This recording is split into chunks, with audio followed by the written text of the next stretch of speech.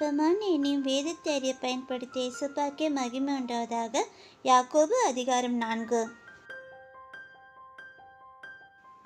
கேள்வி எண் 1. நமக்குள்ள யுத்தங்களும் சண்டைகளும் எதினாலே வருகிறது?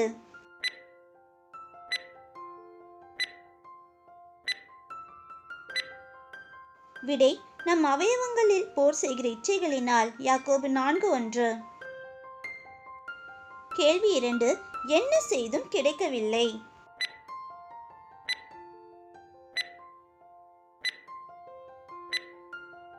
விடை: இச்சித்தும். யாக்கோபு 4:1. கேள்வி 3. எவ்வாறிருந்தும் அடையக்கூடாமற் போகிறார்கள்?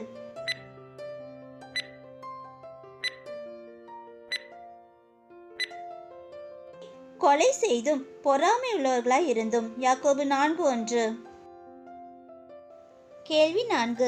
சண்டையும் யுத்தமும் பணியும் எதினாலே சித்திக்கிறதில்லை?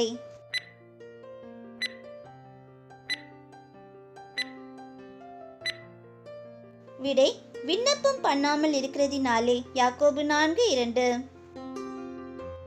கேள்வி 5. விண்ணப்பம் பண்ணியும் எதினால் பெற்றுக்கொள்ளாமல் இருக்கிறார்கள்?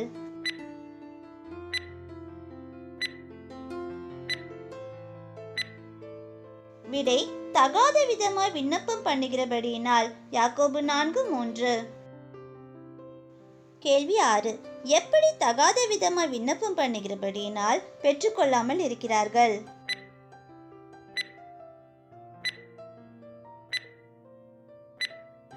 விடை: இச்சைகளை நிறைவேற்றும்படி செலவழிக்க வேண்டுமென்று. யாக்கோபு 4:3. கேள்வி 7. தேவனுக்கு விரோதமான பகை எது?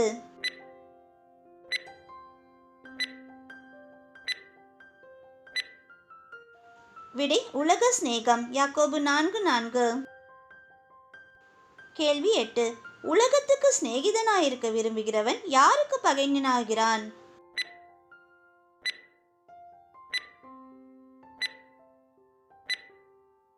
விடை: தேவனுக்கு. யாக்கோபு 4:4. கேள்வி 9. நம்மில் வாசமாயிருக்கிறவர் யார்?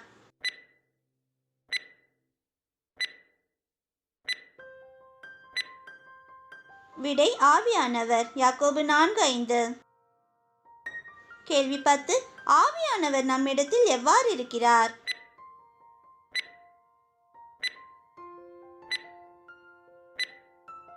விடை: வைராக்கிய வாஞ்சையாய். யாக்கோபு 4:5. கேள்வி 11. ஆவியானவர் நம்மிடத்தில் வைராக்கிய வாஞ்சையாய் இருக்கிறார் என்று டேஷ் வீணாய் சொல்லுகிறது என்று நினைக்கிறீர்களா?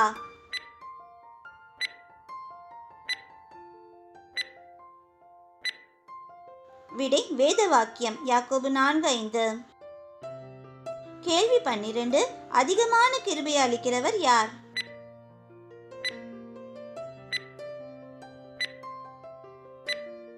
விடை: ஆவியானவர். யாக்கோபு 4:6. கேள்வி 13. தேவன் யாருக்கு எதிர்த்து நிற்கிறார்?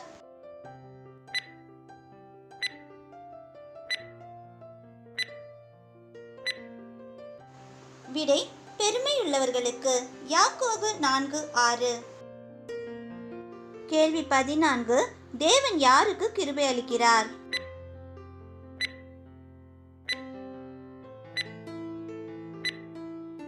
விடை: தாழ்மையுள்ளவர்களுக்கு. யாக்கோபு 4:6. கேள்வி 15. தேவனுக்கு கீழ்ப்படிந்திருங்கள், பிசாசுக்கு டேஷ் நில்லுங்கள்.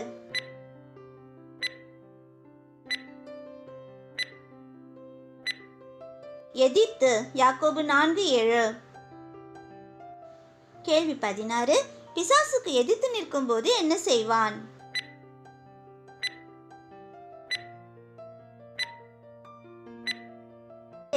நம்மை விட்டு ஓடி போவான். யாக்கோபு 4:7.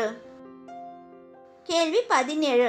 நாம் தேவனிடத்தில் சேரும் பொழுது அவர் என்ன செய்வார்?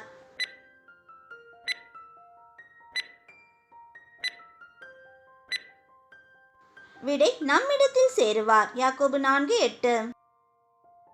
கேள்வி 18. யார் தங்கள் கைகளை சுத்திகரிக்க வேண்டும்?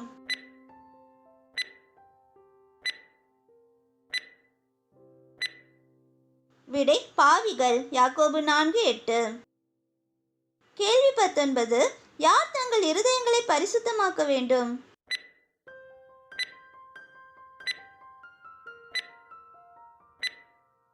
விடை இருமனம் உள்ளவர்கள். யாக்கோபு 4:9. கேள்வி 20. பாவிகள் இருமனம் உள்ளவர்களின் நகைப்பு எப்படி மாறக்கடவது?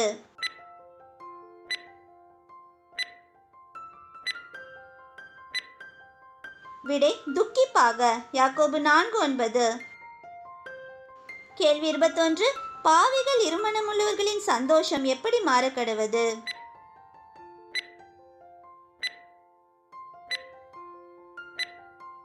விடை சஞ்சலமாக. யாக்கோபு 4:9. கேள்வி 22. கர்த்தருக்கு முன்பாக டேஷ், அப்பொழுது அவர் உங்களை உயர்த்துவார்.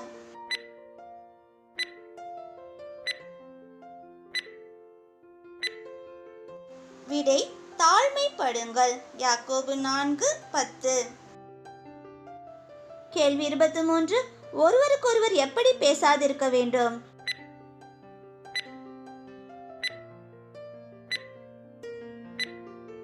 விடை விரோதமாய். யாக்கோபு 4:11. கேள்வி 24. சகோதரனுக்கு விரோதமாய் பேசுகிறவன் எதற்கு விரோதமாய் பேசுகிறான்?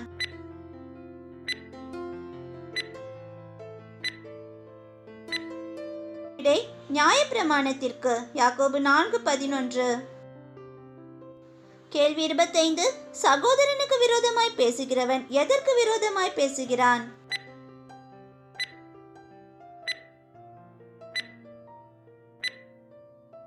விடை நியாயப்பிரமாணத்திற்கு. யாக்கோபு 4:11.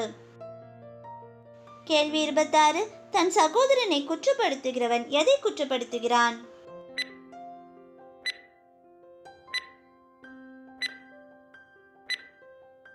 விடை நியாயப்பிரமாணத்தை. யாக்கோபு 4:11. கேள்வி 27. நியாயப்பிரமாணத்தை குற்றப்படுத்துகிறவன் எதின்படி செய்கிறவனாயிரான்?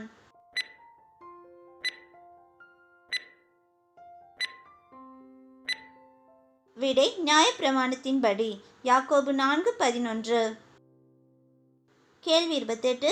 நியாயப்பிரமாணத்தை குற்றப்படுத்துகிறவன் யாராயிருக்கிறான்?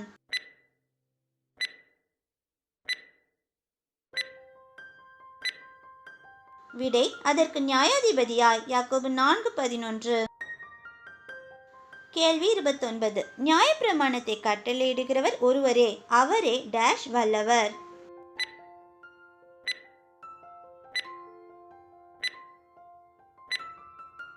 விடை ரட்சிக்கவும் அழிக்கவும். யாக்கோபு 4:12. கேள்வி 30.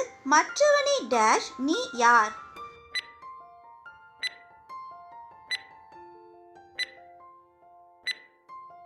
விடை குற்றப்படுத்துகிறதற்கு. யாக்கோபு 4:12. கேள்வி 31. எப்பொழுது நடப்பது நமக்கு தெரியாது.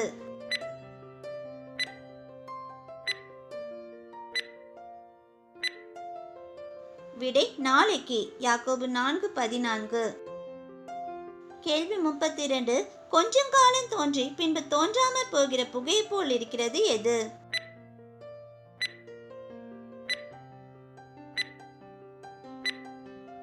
விடை நம் ஜீவன். யாக்கோபு 4:14. கேள்வி 33.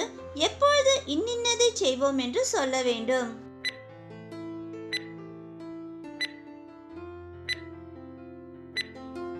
விடை ஆண்டவருக்கு சித்தமானால் நாங்களும் உயிரோடு இருந்தால் செய்வோம் என்று. யாக்கோபு 4:15.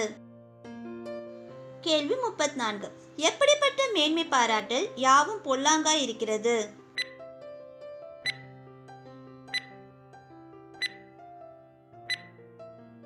விடை வீம்புகளில் மேன்மை பாராட்டுதல். யாக்கோபு 4:16. கேள்வி 35.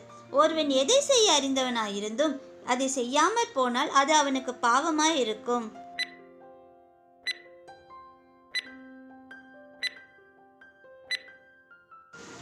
விடை நன்மை. யாக்கோபு 4:17.